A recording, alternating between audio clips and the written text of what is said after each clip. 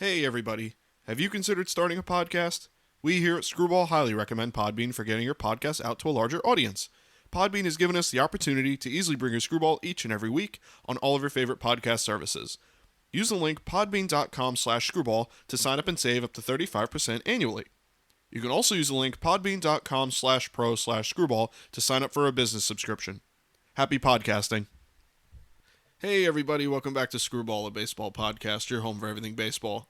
I'm your host Mike Lepre, here with my co-host Frank White. Hey, how's it going? This is episode 109 of Screwball, and this week we have a little bit of news, especially concerning some young prospects. As for the episode as a whole, we are going to go through our normal progression of the show. For the uninitiated, we go through our news and our topic of the week, as well as some hot and cold players, and then our trivia question. So, as I had just mentioned, the main news surrounding this week was two real main prospects being called up and making their debut for their respective teams, the Orioles and the Cardinals, but we'll get into that with this first piece of news. On Saturday, May 21st, Adley Rushman finally made his MLB debut for the Orioles against the Tampa Bay Rays. I believe he's 24 at this point, I think he's a little bit older. In the seventh inning, Adley got his first hit in the majors with a triple to right field, and this could be the start of an incredible career for one of baseball's biggest prospects in recent years. I know Adley Rushman has kind of been number one prospect for how long now, and people are saying he's the next coming for the catcher position, and he's the next coming for the Orioles. It's kind of the start for them. It could really be them kind of moving into being a winning team again. So and with that, I'll let Frank get into a little bit. There was a particular Cardinals player that also got called up and also got his first hit, it's exciting to see. We already have a pretty young batch of players around the MLB that are really, really exciting, and to add even more to that field is pretty crazy. The game's just constantly getting younger, it seems. These superstars come up and they're just so next level.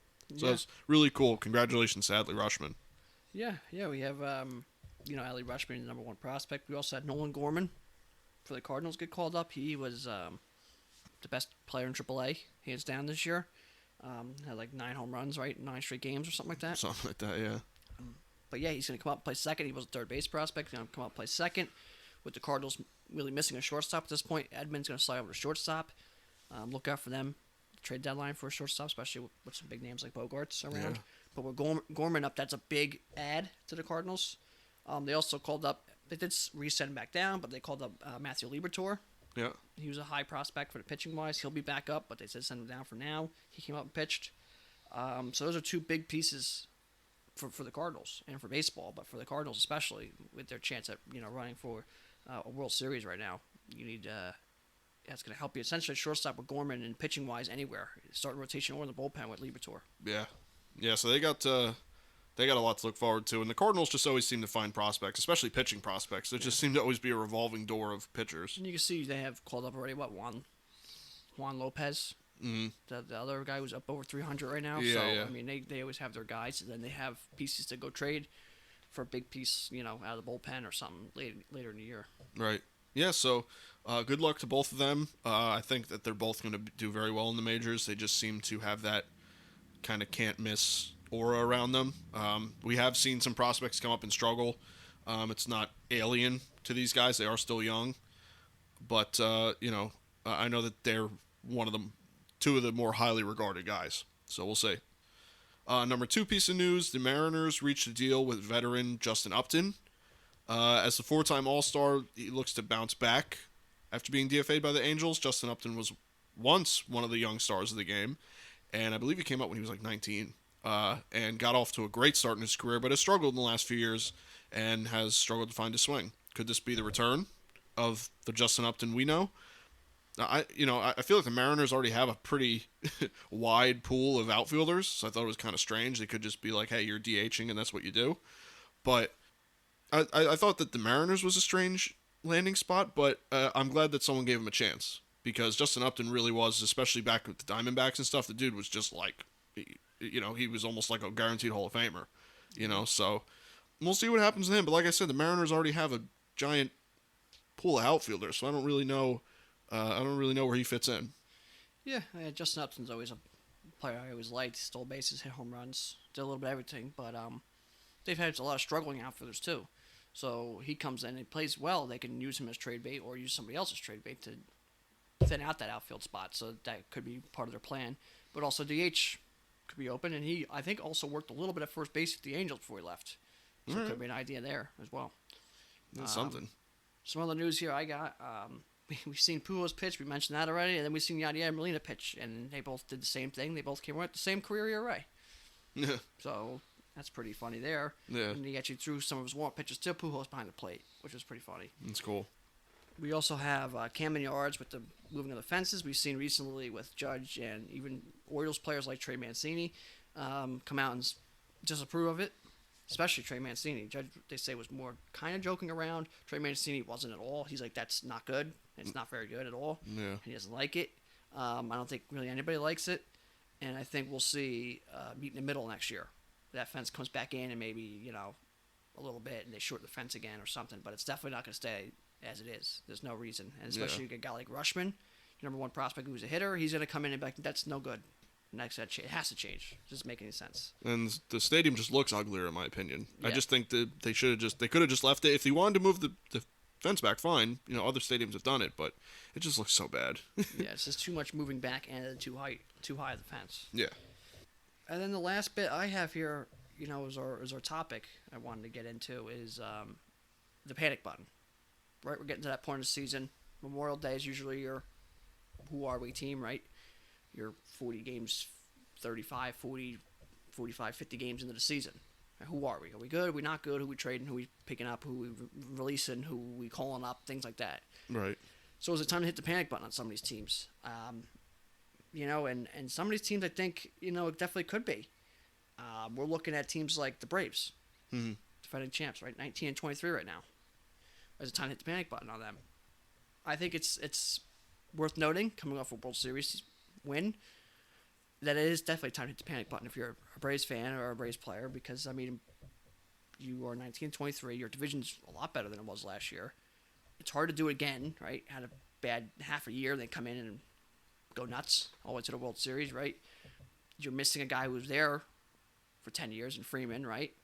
So that's a guy who was a leader who could really help turn the tide. But what's going on there is they have Acuna coming off injury. He's been all right, banged up here and there. Olsen struggled here of late, but a lot of these guys haven't been doing anything. Austin Riley, nothing. Eddie Rosario had the eye surgery. He's gone for a while. Adam Duvall hasn't done really anything. Swanson you never heard much of.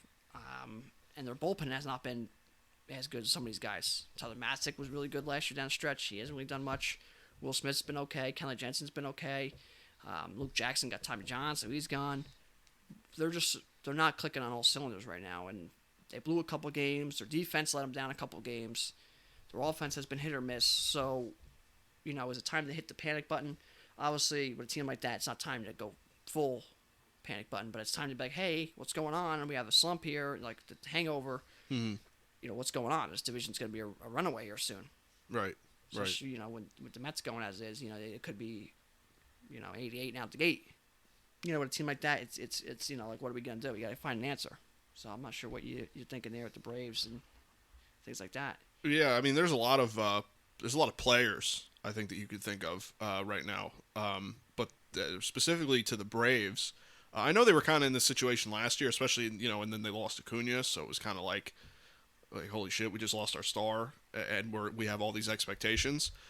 I think that we're in a weird position in the MLB these last two seasons where there's such expectations for some teams and players, and it just doesn't pan out. It's a very weird, and the Braves are really the weirdest team in my opinion with that, because last year they stunk and made a run, and it's looking like this year they're doing kind of the same thing. They're really not. They're playing way below, I think, their value. I don't think it really, the only thing you really attribute it to, they lost Freeman, but I don't think you really lose much with Olsen. You don't really lose much there. Long term, you more than likely made the better investment. But other than that, you pretty much have your field in the same, Adam Duvall, Austin Riley, Dansby Swanson, Ozzie Albies. You got Acuna back. Acuna wasn't out long. You can't blame it on that. You still got Eddie Rosario. So I'm not seeing where their problem is. Like you said, their bullpen has been rough. I would say that that's where they probably needed to improve from. Even last year, that's where their main Achilles heel was. So I think, them. I know you had written down some players that you'd want to get into. Guys just off the top of my head, like Marcus Simeon, who just signed that huge deal with the Rangers, and a guy who's been very good the last few years. It's kind of strange what's going on, but yeah, I think that there are certain.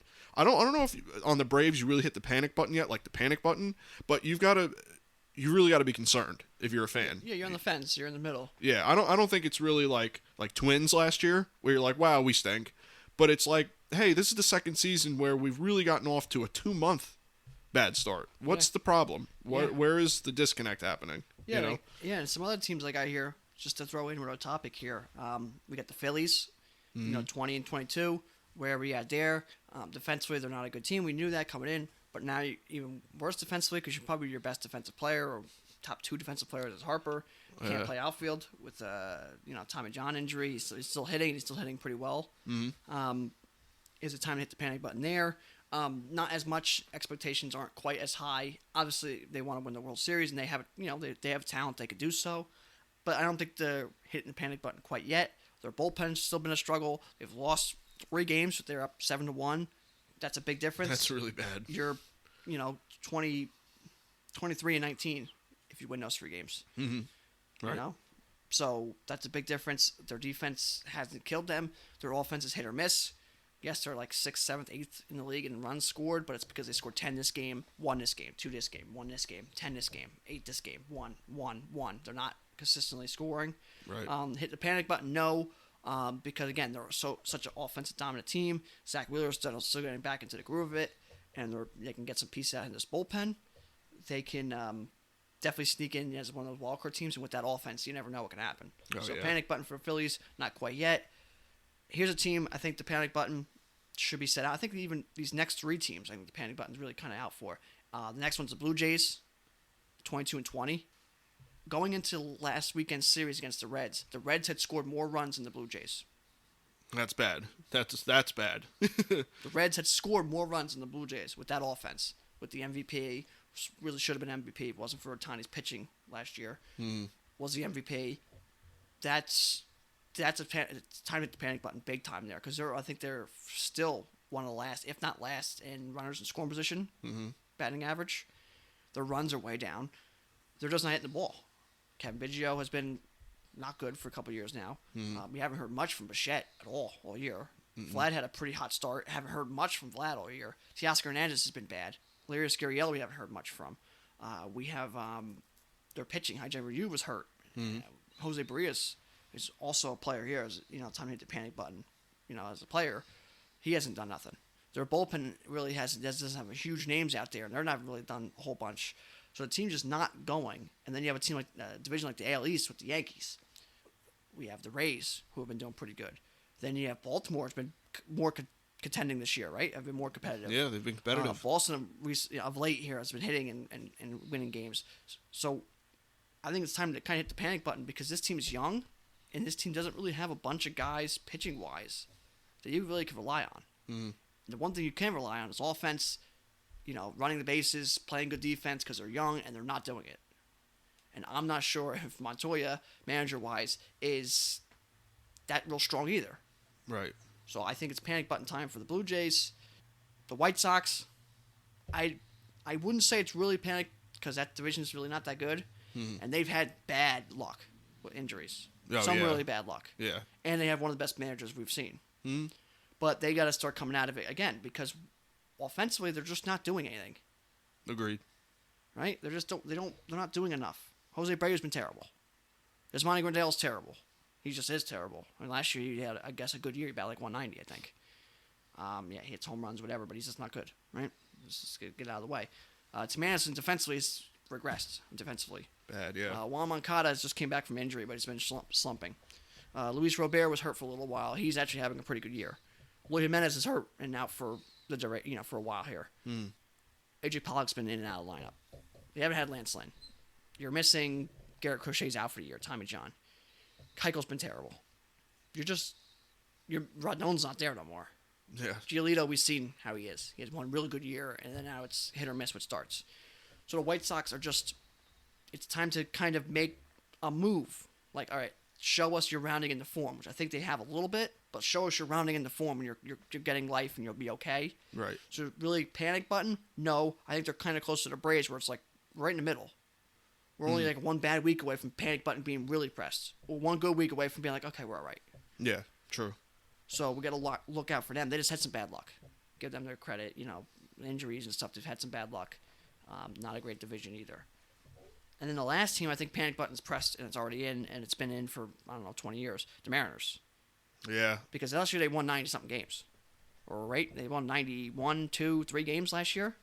They won a lot of games. Yeah. This year they're 18-25. And they've got a lot better, you thought, on paper, and they're worse. You start in the outfield. Jesse Winker's done nothing. Out of that trade, Eugenio Suarez has been the bigger piece. Which is amazing. Higher average and everything, and he's not very, he's not doing shocking the world. Mm-mm. So Suarez hasn't been doing over the top. Winker hasn't done anything. Jared Kelenich's been terrible in the major leagues. We have Julio Rodriguez starting to hit now of late. You're not. J.P. Crawford's had a pretty good year. You did lose a veteran in Kyle Seager, right? There's just not a whole bunch. Ty Francis had a good year, but what's going on? Mm-hmm. They can't seem to pitch. They're not pitching well. Mm-mm. You don't have that win guy, that ace, right? Robbie Ray was that guy. Win day. He comes in, you win, right? He pitches, we win 4 to 5 times he pitches. Yep. It's hard to get in slumps that way, but he hasn't done that. You don't have a lot of pitching. Your bullpen's really not that deep. Diego Castillo and a guy like that haven't been that good. The rotation, it literally is Robbie Ray, Marco Gonzalez. There's just not a whole bunch. You lost Kikuchi, right, in the offseason. Yep. Kyle Lewis is hopefully coming back here pretty soon. Whoever he is turning the corner. But I just don't see that they're struggling. And they're in a division that's a lot better than it's been. Because you had the Astros. Sure, they're still good. The Angels are now the team that they should have been. Sure, the A's got worse. Okay, but the Rangers, I think, have gotten a little bit better. Yeah. So, where are you? You're 7 games under 500. That's not counting where you're at in the division. You're 7 under 500, which means you're probably like, at this point, 14 games out of the winning the division? Yeah, yeah. That's a lot of games. Yeah. That's 2 full weeks of games just to tie the division. You are in trouble, and you have the longest postseason drought, I think, out of any major professional sports team. I think so. Yeah. Been over 20 haven't years. made it since what? I think 01, when they were really good. Yeah, since almost before 2000. Mm-hmm. Yeah. Like, we barely had cell phones, and you were in the playoffs, right? So, the panic button's pushed way down. Spent a lot of money on Robbie Ray. He hasn't done anything. So they got to figure out what's going on with the Mariners. But so the topic here is, the panic button. Are we at the panic button time? Some of these teams, yes. Some of these teams, no. Some of these players, Juan Soto, are we panicking? I mean, he's one of the best players in a bad offense, but come on, right? You got to hit. Yeah, get going a He's little pressing bit. too much. He's out of the zone. He's trying to do too much. He's walking a lot, but he's not hitting. Votto, awful. Flat out awful. Time to hit the panic buttons for sure. Reds are no good. We get that, but he's 38 years old. It's like, okay, panic. Yes, it's time to panic. We got to start playing. Max Muncy, awful, terrible, downright awful. Or you hit the panic button for the Dodgers? No, because you bought everybody else. Yeah. So you don't need to. You can cover it up. Yeah, you don't need Max Muncy as much as you think you do. You got Freddie Freeman you paid for, Mookie Betts you paid for. You pay for everybody. So you ain't too worried about that. Marcus Simeon, are you worried? Panic button? Yeah. I spent a lot of money on this guy, and he's not doing anything for multi-years. This isn't like a 2-year contract. This is like 5 years. Mm-hmm. And you're like, this isn't good. This could be, it's drastic and pushing it, but you're like, oh my God, we just Chris Davis this. Oh my God, yeah. Tyler O'Neill, got some MVP votes last year. He's struggling. Is it time to hit the panic button there? No, he's a young player. The Cardinals have the pieces to mask that.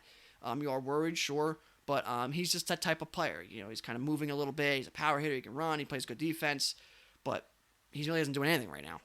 But they can mask that. I think they're okay. They got some young pieces. You can kind of cover him up and give him his time. And the Cardinals are still playing well. So panic button for him? No, but it's something to keep an eye on. Matt Chapman for the Blue Jays. You traded for him. Panic button? Yes. It's been a couple of years now, offensively, where he's been bad. Mm-hmm. Aaron Hicks for the Yankees. Yes, you have a problem. It's a panic button because now he's healthy, you think. He's playing, which was, when he plays, he's all right. He hasn't been doing good. And the Yankees, you already have one problem in Gallo. Now you have another outfield problem, possibly. It's like, are we starting to panic a little bit? Yeah, I think it's his time to start panicking a little bit with him because you're thinking if he's healthy, he's going to be a decent part in the lineup, and he's just not. Right. Some pitchers, Robbie Ray, we already talked about. Jose Barrios, we already talked about. Those two guys, is it a panic button time?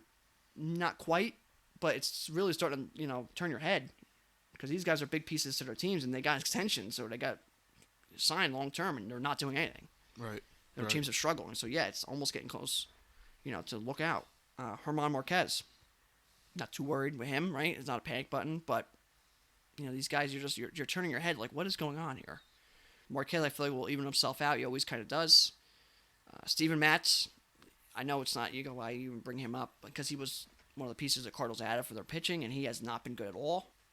Panic button, no. Again, the team's winning, and they have reinforcements coming, Flaherty and Lepre coming up. So panic button for Steven Matz. I mean, for the player itself, sure, you could be panicked, but for the team, it's his availability and what he can do to hurt the team, no. But he's been a huge disappointment. Yeah. And then Aroldis Chapman for the Yankees. Yeah, I think the panic button's pushed for him because he's not quite the 100 and 101, 102 consistently anymore. And even if you are, not a big deal. 100 miles per hour is not quite the same. He doesn't throw strikes as much as he did. He's not getting the swings and misses. His swings and misses are down. And he's not throwing as hard consistently as he is. And now you're starting to see it. Now he's placed on the IL. He has, Achilles issue, which is alarming. But he's just not the dominant pitcher. And they have a lot of good bullpen pieces where he doesn't have to be the closer anymore. But you're got to be panicking if you're a Yankees or a Chapman fan because he's just not quite the pitcher and as dominant as he was. And he has outings, he is. And he has mixed in other pitches, sliders and splitters. But, you got to look out for him because that's with Chad Green now going down for the Yankees. That could be a piece where if Chapman's really not right, it weakens that bullpen a lot. Yeah. So it's something to look out for because you need good bullpen, and he is a guy you kind of rely on out there, and he's just not. Agreed. It's just not the same with him. He's throwing 98, 95, 97. That's still great. It's still hard, but it's just not. In today's baseball. And then you never know if you pull him out of that closer role what that does. All of a sudden he's not happy with that. And now you just pissed him off. That team's frustrated. You got guys, like Holmes or you had Chad Green and you have Loizaga who has not been doing that good, and possibly Britton towards the end of the year, right? I mean, you got guys who can be closers. Mm-hmm. So it's like you can't just because he's the closer, you got to win games. Yeah, So if he's a liability. Yes, it's a panic button for Chapman. I think so. He's getting older, and the velocity is just not quite the same consistently. So, panic button could be pushing on him too. And that's where we're at in a year. That was the point of the topic here. Is we're at the point where it's like, okay, what are we doing? Is Chapman struggling? If you're Yankees, we gotta get a bullpen guy. If you're the Braves, your bullpen struggling. You need a bullpen guy. You're the Blue Jays. You need starting pitching or something. You need to go get a guy. We're at that point. Are we good? Are we gonna compete? Who are we trading? Right. Or are we no good? Who are we trading away? You got to start making that decision, and that's where the panic button comes in. If you're panicking, it's time to make a big move, and big move soon. If you're not too worried about it, hey, we'll hang tight and we'll make some moves in another month. So that's where we're at in the season. And some of these teams, it's panic button time. Some of these players, it is too. But some of these guys, you don't have to worry too much about, especially as where their team's at and things like that. You wait on them. Yeah. But we're at that point where it's like, what are we doing? Yeah. Decisions are probably starting to be made. Plans for the future are probably starting to be made. Just some passing names that you'd mentioned, the teams and everything. Mariners, Blue Jays are definitely concerning. Blue Jays are above 500, I think you mentioned, right? They're 22 and 20. 22 and 20 coming into so they're, today on Tuesday. They're above water, but people, not for nothing, talked about them like they were the guaranteed World Series team. That people a lot really of people had them to the World Series or winning the World Series. Exactly, and I didn't really quite see that yet for them. Granted, they're a good team, and they still are a good team, but you got to question what's happening over there because the star power that you think would be being put forward isn't quite there. Mariners I think are way more concerning. Yeah, and the alarming thing with the Blue Jays, which is what's really panic button, is you are not hitting, which is what you do. Right. You have the least lower amount of runs scored than the Cincinnati Reds going into the weekend against the Reds. Mm-hmm. You're at a lower amount of runs scored. That's not good. Right. Yeah, because that was kind of what the team's built on. Their pitching, is good. The pitching, I think, you had the Cy Young winner last year. He's not doing quite as good this year. But you bring in Kikuchi, you sign Berrios to a big deal. You already had Ijin Ryu, who's had his problems. So you figure, and then you've got some guys in the bullpen like Jordan Romano and Julian Merriweather. I don't think he's doing quite as good this year, but you have some pieces. So you figure, okay, well, we have good enough pitching. Let's just out-hit everyone. Kind of something that the Red Sox teams of recent years have done. We're just going to out-hit you. So that's concerning, but they are above 500, so you're not overly concerned, but you do have the Yankees and the Rays in your division, who are the Yankees are the best team in the league record-wise right now, and the Rays are really not letting in either. Then you have the Mariners, who are, I think, really concerning because you already have two teams ahead of you, just like how I just mentioned the Yankees and the Rays. We have Astros, Angels. That's got to be concerning. Even the Rangers if you're ahead of them, I think, technically. Yeah, which is which is bad because the Rangers did get better, but two of their players, I think even Corey Seager has had his problems. So there's two panic button guys there just on that team, and you're below them. So yeah, there's a lot of teams and players, and you went through all of them. So I'm not going to I'm not going to just parrot you and go through each one myself, but because I pretty much agree with you on a lot of it. Yeah. But there's a lot of GMs right now going, what can I do? And I think one that you had just passingly mentioned that isn't super concerning for the team is the Reds with Joey Votto. Guy's a fantastic player at this point. I think he's 38 or 39. He's coming at the end of his career. That could have been an amazing trade piece for the Reds had he been playing how he played last year. All of a sudden you're at the trade deadline going, holy shit, we could trade this guy for God knows what. Now it's like, well, I could get him for a middle prospect or something. I think that hurts the Reds. At this point, he's a guy who could be released. Yeah. Could be waived because he's just not doing anything. He's been at 136, I think. For a guy that throughout his whole career has, and I know he kind of came out last year and was kind of the home run guy, but throughout most of his career is the average guy. 270 hitter at least at this point in his career. And on base. I mean, God, his on base was always high. So that's a panic button mode for sure, I think, with the Reds and him, because no one wins there if you're just playing bad. You don't win because you might get released, and they don't win because they're not going to get anything for you if they want to get rid of you. Yeah. So, but yeah, I think there's a lot of GMs right now scratching their head and maybe making phone calls. I think that the gears are going to start moving here shortly. We're going to pass Memorial Day weekend, and all of a sudden you're a month and a half from the trade deadline. Yeah. So things got to change for some players and some teams. That's for damn sure. And hopefully you're a fan of one of the teams like the Dodgers or the Yankees or Cardinals who can sustain, or even the Brewers if they have a player like that who can sustain, taking a hit like a guy not playing to his potential. So we shall see what happens with some of those players and some of those teams. Who knows? It could be a Nationals thing where all of a sudden they have a bad record and then they go and they make a run, and you just that's baseball. Definitely not the Nationals this year though. No. Isn't doing very well either. As a guy, could even throw him on the panic button list because he's batting 200 and he's 98 years old. He's already, I think, 41, 42. So your kind of hope was, you could bring in, lead some veteran or lead some young guys, right, half a season, and then trade him at the deadline, get swing him for something. Right now, you're not going to swing him for much. Yeah, right. Juan Soto could pick his brain and young guys like that. So, it's there's a lot of problems especially hitting wise in the league right now. So we'll see how that kind of works itself out. So moving on from that, let's move on to the wrap-up of the show, or the news section primarily. Who's doing the best right now? So right now, the Yankees have the best record in the league at 29-13, while the Astros have the second best record in the American League at 27-16. The Dodgers have the best record in the NL at 28-13, while the Padres are right behind them at 28-14.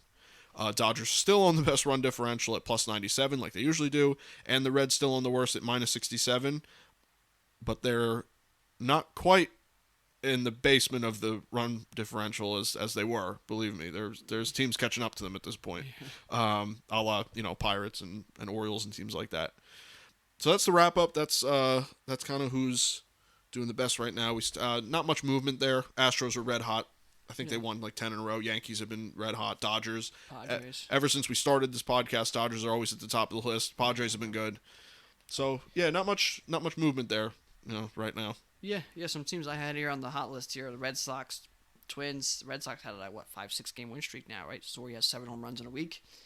Twins have been playing well. The Mets, Cardinals, I think 4 or 5 games in a row, scored a bunch of runs, and the Padres, some hot teams there, some cold teams: the Royals, A's, Mariners, struggling a bit. Giants and Rockies of late; those teams have been struggling. So just throw those in there to add on to what you just mentioned, and it starts making a little bit of sense. Right. All right. Yeah, I think the Giants, came out the gates pretty hot, like they were like the team they were last year, and I think now have kind of fallen back to what we kind of thought the team was the whole time, Yeah, to be honest. 500 at this point, yeah. Yeah, so I don't know what's going on with them, but I do have a sneaking suspicion that they're finally falling back down to about the team that they... Or 500 team that they are. The back of the player card type, team. And for 500, you're going to be 500. They're not the worst team in the league. Clearly, they won 107 games last year or something like that. They're definitely not a 107 win team. No, they're not 100%.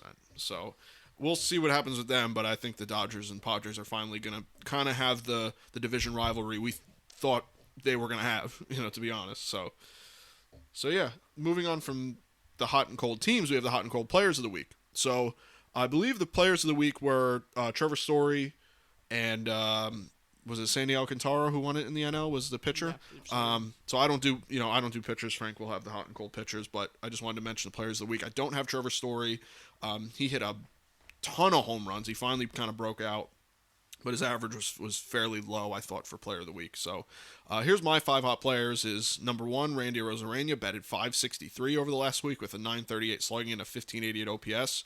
I think up to this point, Arozarena had been kind of lower to average play, so maybe it's finally time that he broke out this year.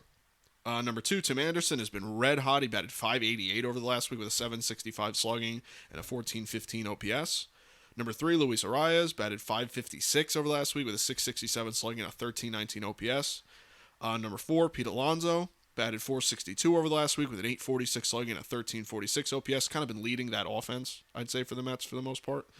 Number 5, Paul Goldschmidt, just an absolute RBI machine of late, batting .435 over the last week with an .826 slugging and a .1266 OPS. I think there was some number where he had like 10 RBIs in 2 games or something like that. It was Grand Slam yesterday. Yeah, so he's always kind of been an RBI guy. So to have him and Arenado in that lineup is just, for the Cardinals, is just amazing. To have. And imagine if you had like Jose Abreu, you just have all the RBIs in the league ever. Yeah, and then wait till I got like Tyler O'Neill. He's a bunch of RBIs this year. Even batting 190, he's got like 25 RBIs. Yeah, and it's good when you have a team like that that's contending and trying to fight with the Brewers for that Central, and you have timely hitting, and that's really what it comes down to, especially when you get to the playoffs, is timely hitting. Yeah. So he's been leading that charge. Yeah.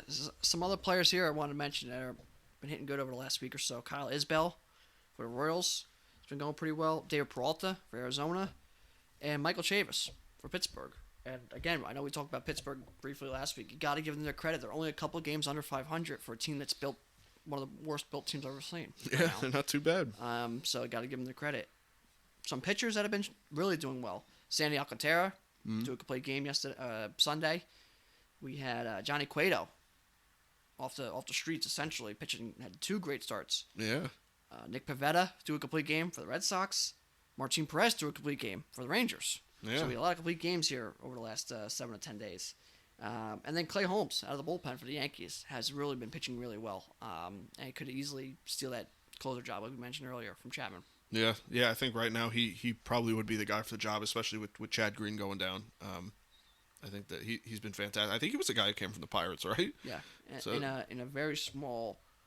Don't even remember what the deal was. It was just kind of this real minor, almost like a minor league trade. Yeah, it was just, hey, we'll take this guy. He's seen something out of him, and they're like, we can give it a run, and it's worked. Yeah, and the Pirates, sure, at that point might have just been like, well, we'll take anything for even just a reliever. So yeah, that might have just been perfect timing. So moving on to the cold players of the week. Number 1, I have Nick Castellanos batting .087 over last week with a .130 slugging and 290 OPS, probably contributing to kind of what you said with the Phillies, kind of maybe panic button mode. But I think, if I'm not mistaken, he's been fairly good this year, so I don't know if he's a part of the problem. He's been pretty consistent day in and day out for them. Yeah, that's kind of what he does. That's just, you kind of get what you pay for with him. Yeah, but he was machine.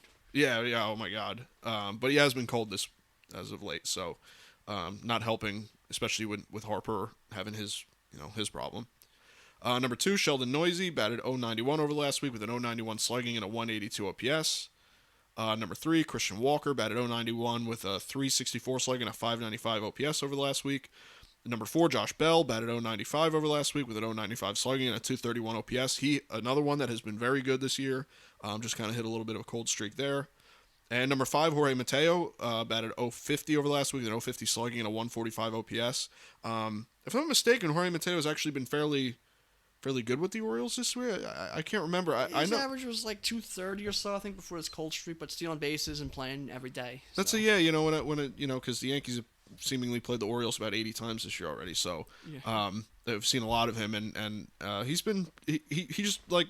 He's a playmaker. Like, he makes things happen, and that's kind of speedy guys. It's what they do. Yeah, so no problem if you're in your weight in an opposing team. Yeah, you don't want him on base, and then all of a sudden he's on third or whatever. Yeah, some other guys here. You mentioned, or didn't mention here, Buxton. Obviously doing, really struggling of late. Darren Ruff for the Giants.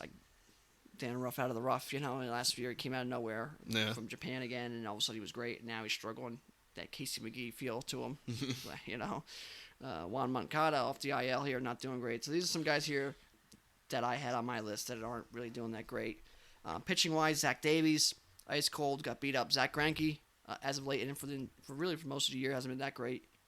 Juan Adon for the Nationals has been really bad.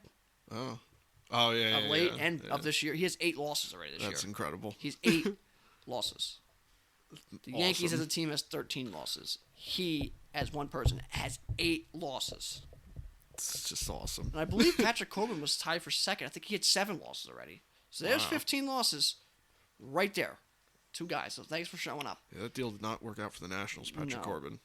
Kyle Hendricks of late has not been doing good. And Tucker Davidson for the Braves. So there's some guys there with some decent names or just really not been good that you're like, wow. Or for teams that you expect to be playing well, and you go, wow, they're just not doing great of the last 7 to 10 days, and that makes sense to maybe why teams have been struggling a little bit. Right, exactly. So you have a few cold players, and all of a sudden you're really having a hard time. The team as a whole.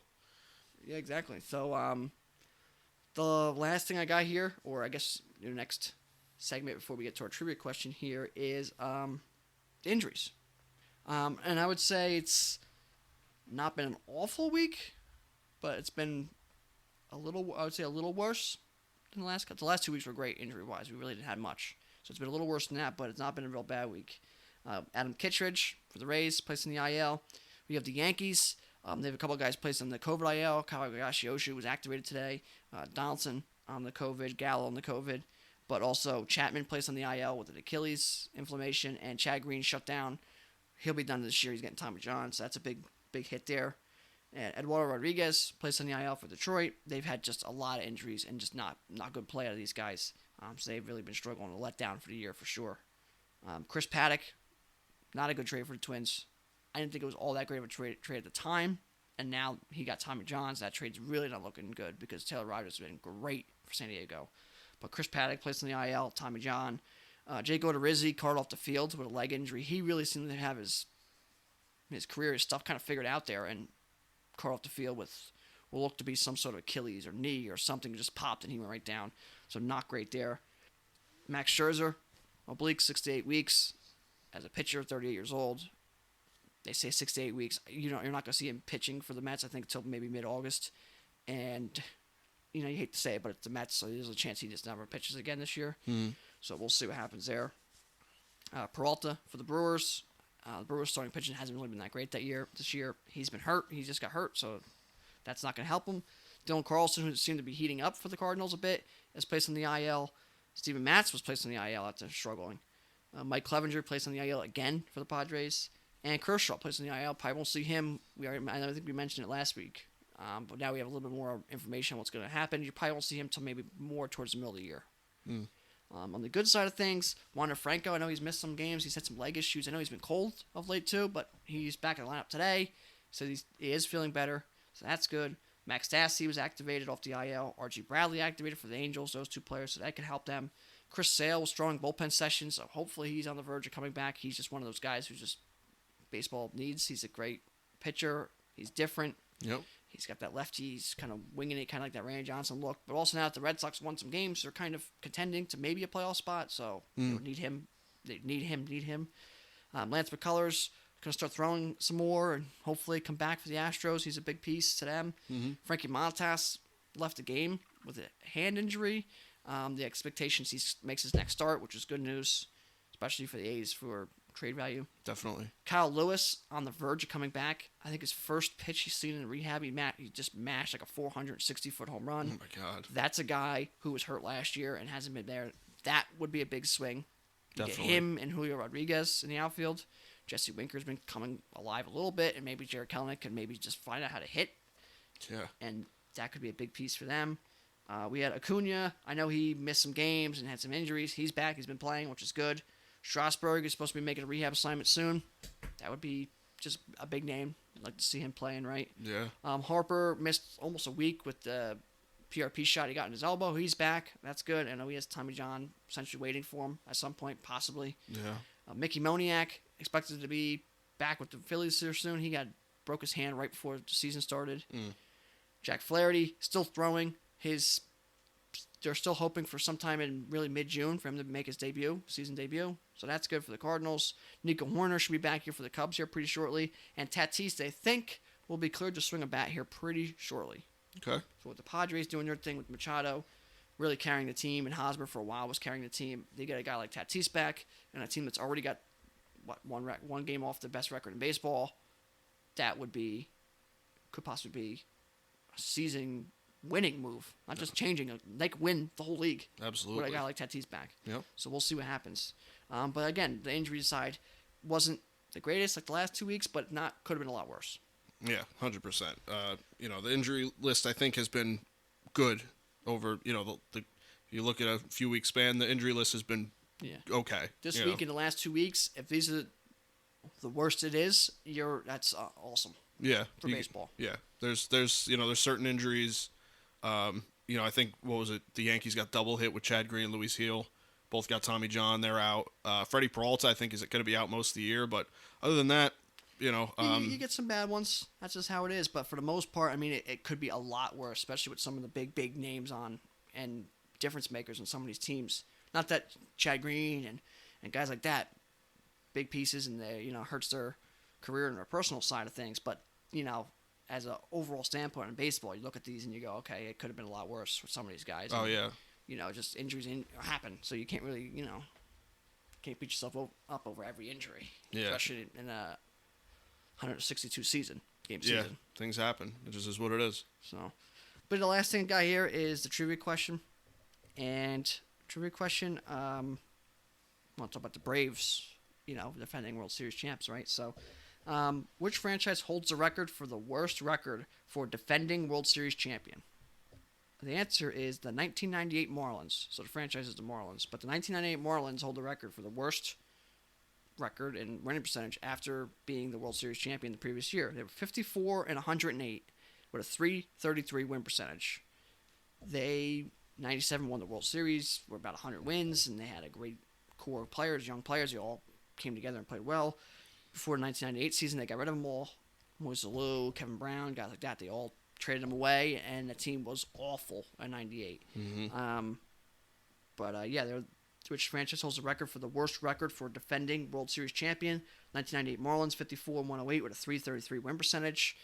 The previous year, they won 97. The second closest team to that was the Nationals in 2020, the COVID-shortened year. They were 26 and 34 with a 433 win percentage. So the second team on that list was 100 points better in the win percentage category. Jesus. So that just explains to you kind of how really unbelievable that Marlins teardown.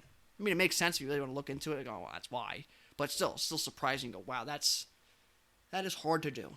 Yeah, it really is. And then be back in 03 for your Marlins. Yeah, they were back in 5 years after a total teardown. Bet you in 04 they probably didn't have all that great of a year either, because they're just a team that just they tear them down. And they got to get rid of the guys.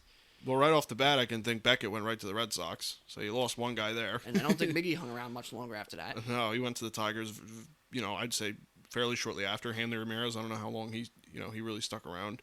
Pavana was gone. Yeah, so I mean, you got to think the Marlins teams are just like, all right, we won. And Pierre was still there, and Dontreville started kind of heading down pretty shortly after that. So, I'm sure they weren't all that dominant after that either. Yeah, so I don't know what it is, I guess, with them and just tearing her right down, but I guess they did it maybe twice. Yeah, so we're looking at that. The Braves are 4 games under 500. So are they going to compete with the Marlins? Nope, I don't see that happening. They're already a third of the way to that win total, but Can they be one of these teams on this list where they have a bad record after being the World Series champs? Right now, the 4 games under 500. You never know. Yeah, certainly possible. So we shall see what ends up happening with the World Series defending Braves. It would be unbelievable if they break that Marlins record at this point. They already have 19 wins. You'd have to be like the Reds in the first month. They win 30 more games. They got 49 wins. They have to win 35 more games to tie the Marlins, 36 to beat them. Yeah, exactly. And there's 100 games, over 100 games left. So I think they're okay. But I mean, hey, it's baseball. You never know. Yeah, you never know what happens. You really do. Yeah, that's kind of all I have for this episode. We look forward to seeing, kind of as we mentioned in the top of the show, seeing what the prospects can do, Adley Rushman and Nolan Gorman, and then kind of seeing where some of these teams go and some of these players that are really, really struggling and really not doing what they can as of late. So it's kind of getting to that point. You start looking at the standings, and going, boy, we better pick it up if you're kind of down in the basement, or if you're close to it. So we shall see, if there's any moves that start to be made, or if any injuries really start triggering some trades. So it's getting to that point in the year. It's kind of exciting. But before we go, I just kind of wanted to say that we have Memorial Day weekend coming up here. The next episode will be after Memorial Day, so I want to wish everyone a happy and safe Memorial Day weekend, and hopefully get to go out and have good food and enjoy and be with family or friends or whatever you plan on doing. And yeah, there's definitely going to be good baseball on. So I just wanted to say happy Memorial Day weekend, and we will obviously be back normal time with a Wednesday episode for the next week. Yeah. Memorial Day's coming up, so that's always a good time. Hope everybody enjoys their Memorial Day and thank all the veterans and things that get us to that point.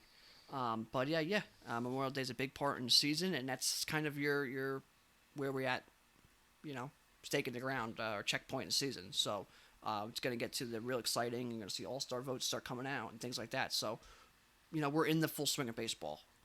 Memorial Day is always that real cut where it's like, okay, it's here now. Other sports starting to kind of finish up their season, and now it's baseball's time to be on the top step and be in the news day in, day out, all the time. Mm-hmm.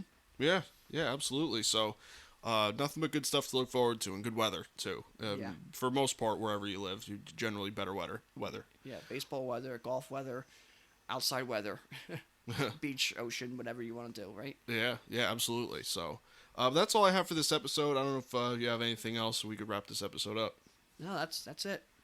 All right. Well, thank you guys for listening. You can catch this podcast on Apple Podcasts as well as Google Podcasts and Spotify. You can listen on our regularly updated YouTube channel as well as our website, screwball.podbean.com. You can follow me on Twitter at RealMikeLepre. You can follow me on Instagram at Mike Lepre. And you can follow me on Twitter and Instagram at FDubs10. You can follow our official Screwball Twitter at ScrewballPod. You can follow our official Screwball Facebook at ScrewballPod. No E in Screw. And that's it from us, guys. We'll see you next week. Yep. Take care.